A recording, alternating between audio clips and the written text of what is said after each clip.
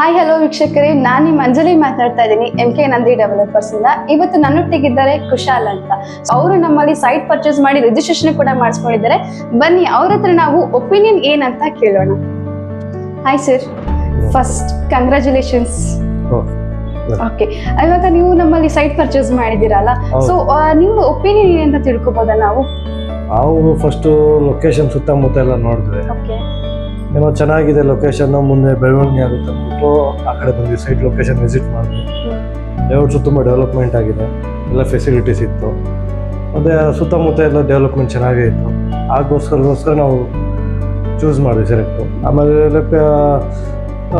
5,000 payment ಮಾಡಿ ನಾನು legal ಅವರು ಓಕೆ ಅಂದರು, ಡಾಕ್ಯುಮೆಂಟ್ಸ್ ಕರೆಕ್ಟಾಗಿದೆ, ನೀವು ರಿಜಿಸ್ಟ್ರೇಷನ್ ಮಾಡ್ಕೊಂಡು ಆ ಬೇಸ್ ಮೇಲೆ ನಾವು ರಿಜಿಸ್ಟ್ರೇಷನ್ ಮಾಡಿಕೊಂಡು ಪ್ರೋಸೆಸ್ ಮುಗಿದೋಗಿದ್ವಿ.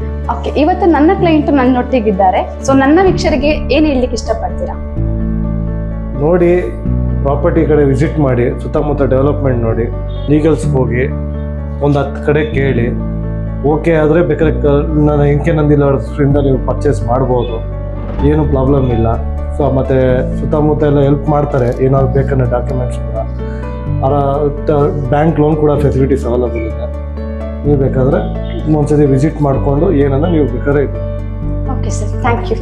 ನೋಡಿದ್ರಲ್ಲ ವೀಕ್ಷಕರೇ, ಕ್ಲೈಂಟ್ ಒಪಿನಿಯನ್ ಯಾವ ತರ ಇತ್ತು ಅಂತ. ಸೊ ನೀವು ಸೈಟ್ ನೋಡ್ತಾ ಇದ್ದೀರಾ ಅಂತಂದ್ರೆ ಹೆಚ್ಚಿನ ಮಾಹಿತಿಗಾಗಿ ಕೆಳಗಡೆ ಕಾಣ್ತಾರ ನಂಬರ್ಗೆ ಕರೆ ಮಾಡಿ. ಧನ್ಯವಾದಗಳು.